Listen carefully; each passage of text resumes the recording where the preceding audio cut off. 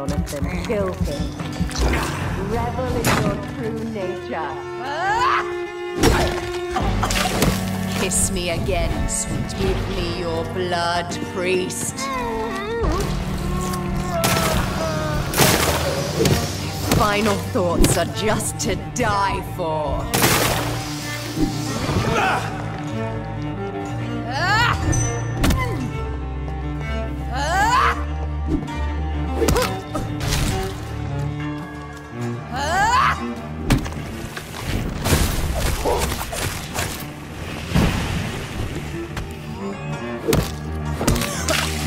Rest in peace, monster. Abomination!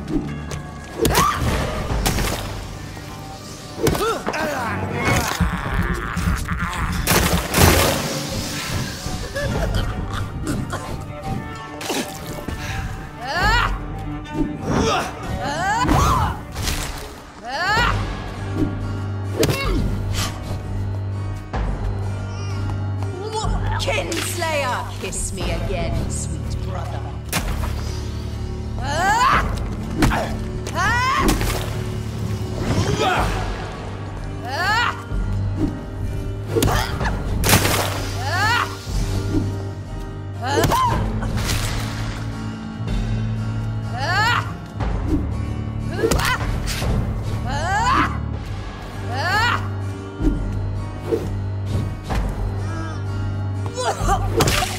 Come to me, Jonathan.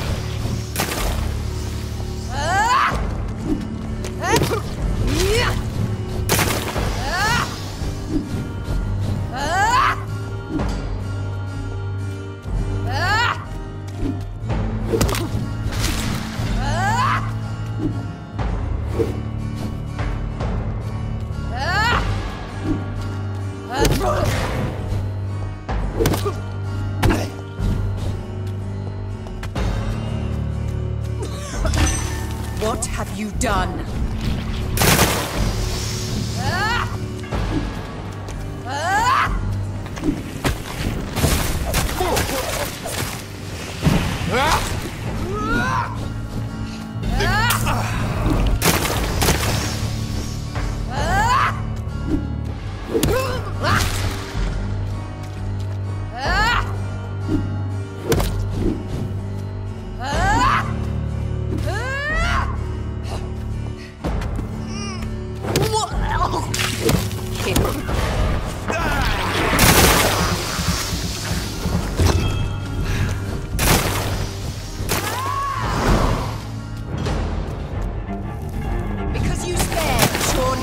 Don't expect the same mercy.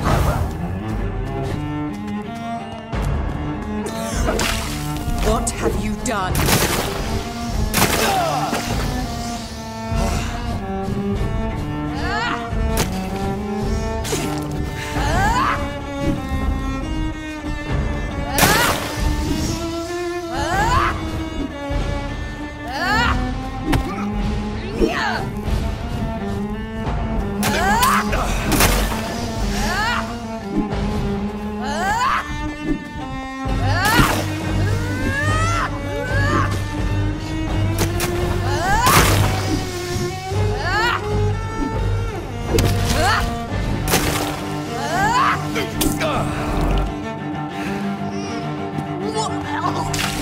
Come to me, Jonathan.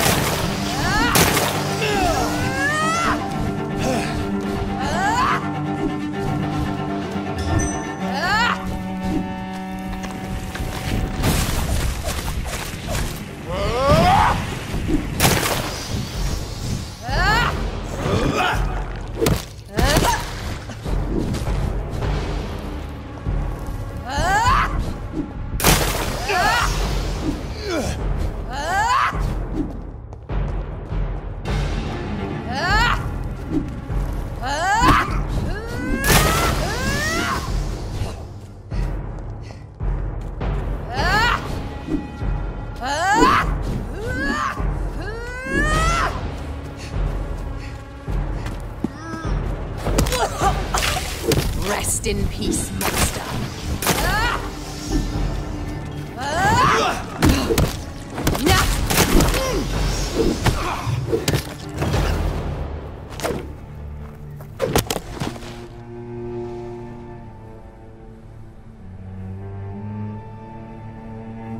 Well, brother, it's time to bring this conversation to an end. Forever. You know I will not play this game. Calm now, Doctor. Like a rabid dog. Or think you're performing an autopsy? Don't be ridiculous. I'll kill them all. The kind Dr. Swansea. The sweet little lass with hair of red. I am the Harbinger, bringing your punishment. Mary. Don't you see? This is not me. Flesh that never ages. All nightmare, no dream. Bring it to a close. Let me sleep.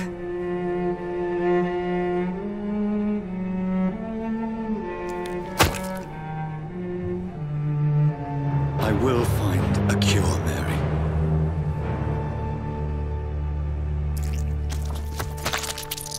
I swear it.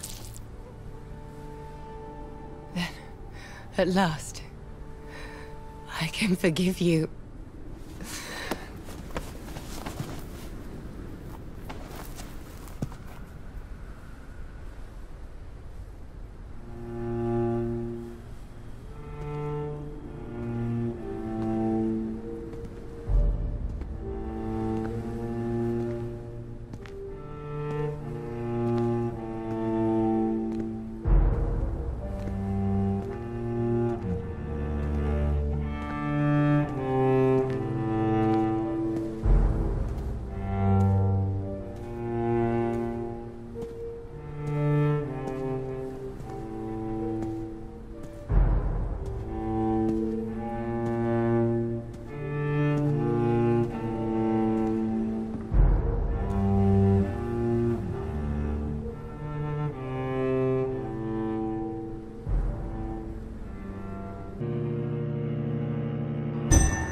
Blood. As I shed one last red tear for my fallen sister, I realize the entire world now revolves around this singular word.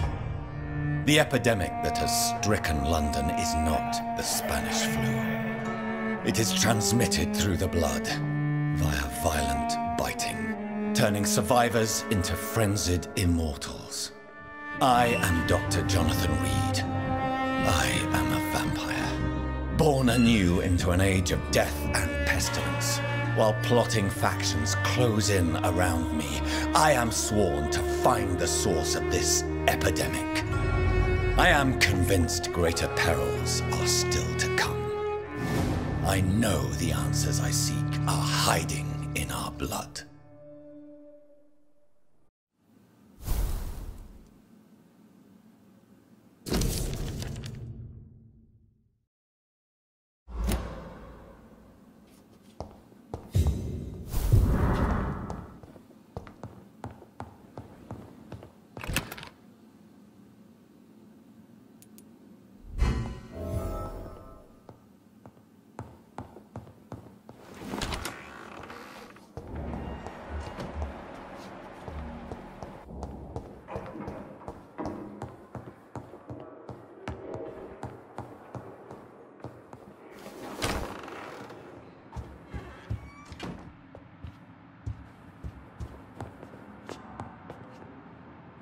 Jonathan, old chap, how are you tonight?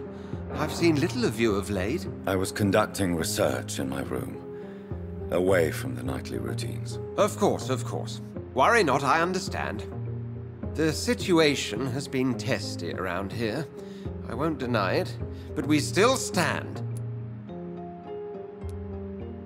Have you any reliable friends in the West End who might assist me? Unfortunately, you will be alone.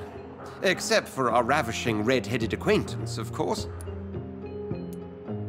What about the Brotherhood of St. Paul's Stole? Where are they? There are only a few of us, and most others would not speak to you. I am the black sheep of our brotherly flock, you know.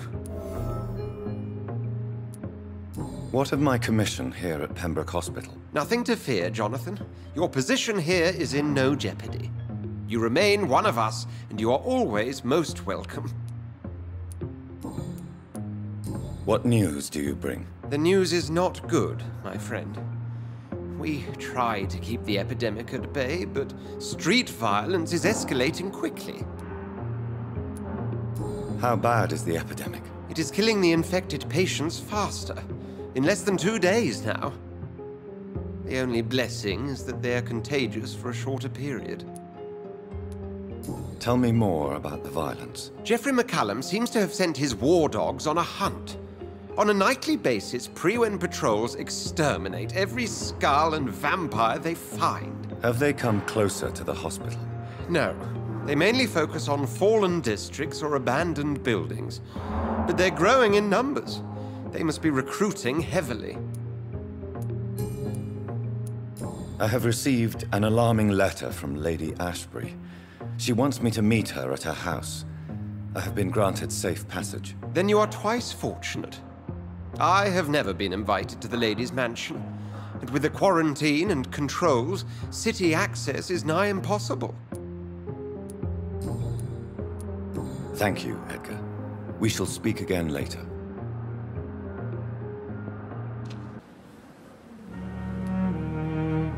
Do you know that Nurse Hawkins is thinking of leaving the hospital? That's not a surprise. We've talked about it already. Does it not bother you? Sometimes I think she may be right. We should run away while we can. Question is, where can we go? Where is it safe?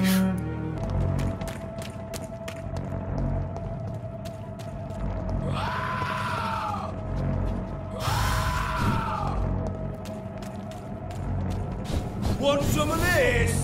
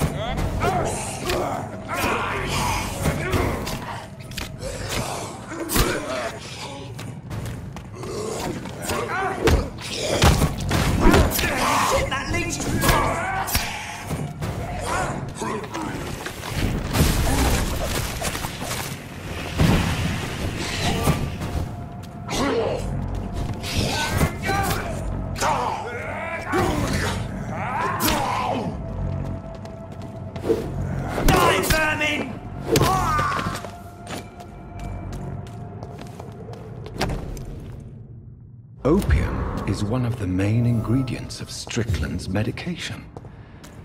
Never a good move. I'm quite busy right now, Dr. Reed.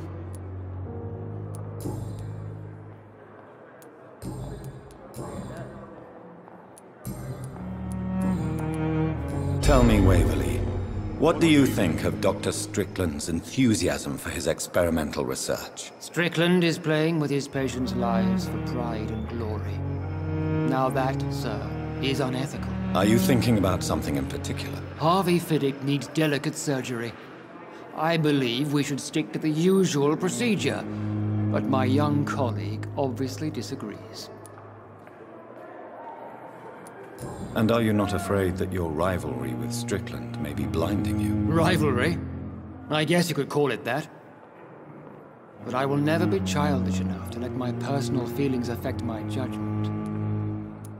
Why do you wish to lead this surgery? I strongly believe that Mr. Fiddick should not be butchered to test an unproven procedure.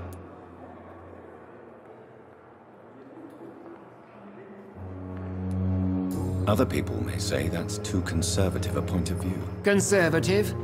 And what are you going to say to Mr. Fiddick if he loses his arm because of the operation? Because that's what's going to happen if the surgery is a failure.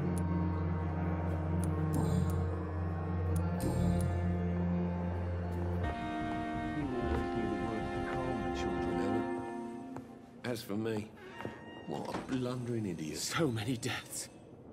And still more coming. How can we be sure we're making a difference? Good evening, Dr. Strickland. And good evening to you, Dr. Reed. Can I be of any help?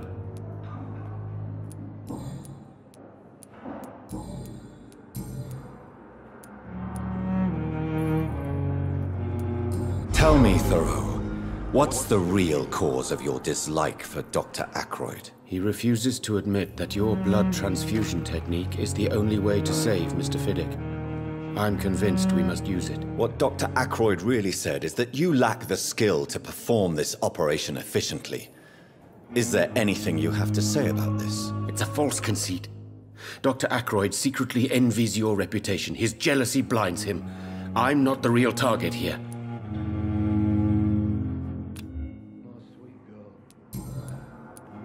I located the shop, but it was vandalized, and the owner is missing. All I found was your order. I was afraid of such bad news. People are so desperate they're ready to burgle a shop for drugs. That's quite a list you ordered. Opium, sodium hypochlorite. It can't be just headaches you're trying to cure. This dreadful influenza, of course. I already ran some tests on hopeless cases. Without success, I must admit. Do you realize you could create a lethal poison without the correct dosage? Then there are the legal ramifications. Is this not true of any medical substance, Dr. Reed?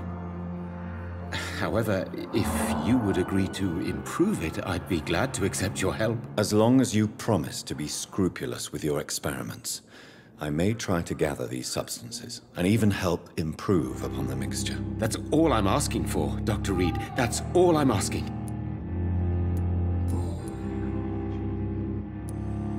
I want to know about these secret tests you run, and if they can save people from this epidemic.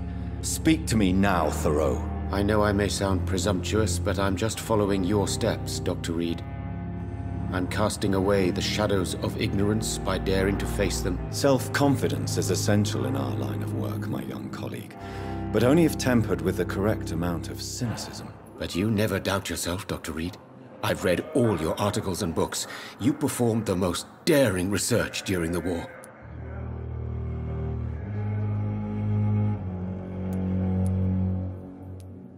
You have my support, Dr. Strickland. I know exactly what it feels like to battle an unknown disease, with only your mind and force of will to help you. Thank you, Dr. Reed. You don't know what that means to me.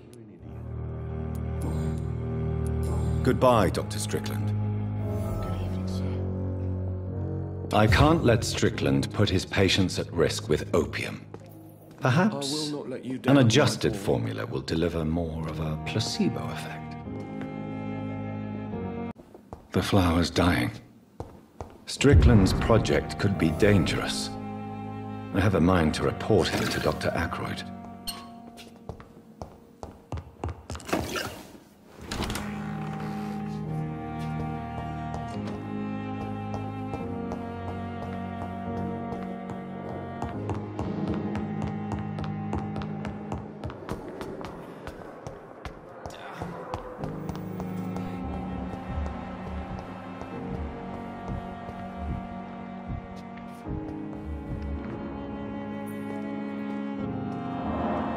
Good evening, Dr. Strickland. And good evening to you, Dr. Reed.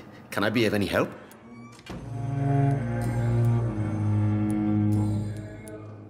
I have managed to improve the mixture by diluting it. Have you ever heard of Sir Joseph Francis Olive, or the placebo effect? No, I don't think so. Why? A placebo is a substance or procedure that has no actual physical effect. You made a placebo of my project. Why? Research has established that a placebo, as long as the subject believes in the effect, can provoke a positive physiological reaction. Really? That's fascinating. And you want me to, what, administer the placebo and see what occurs? Something like that, yes. Well, I'm a bit surprised, but I trust you, Dr. Reed. Please take the key to my cabinet and put this placebo there for future use. Goodbye, Dr. Strickland.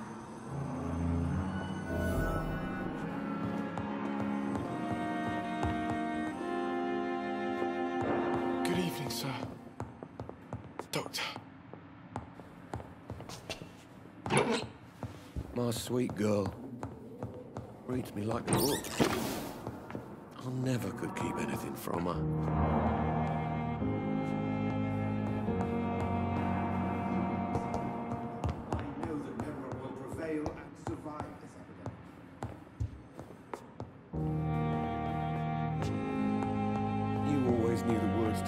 the children like me, an idiot.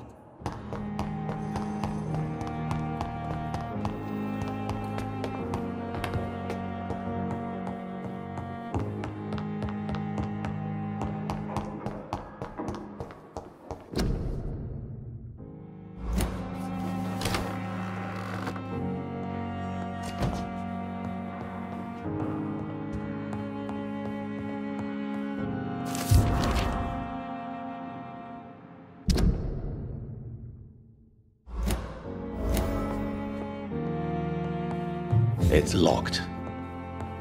It's locked, all right.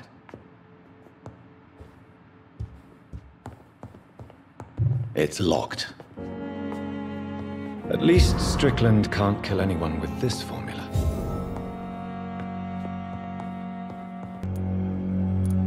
Your medical report says you're not affected by the Spanish flu. What do you think of that, Mortimer? Does it make me happy? Not in the slightest. If it was up to me, I would have left this place long ago.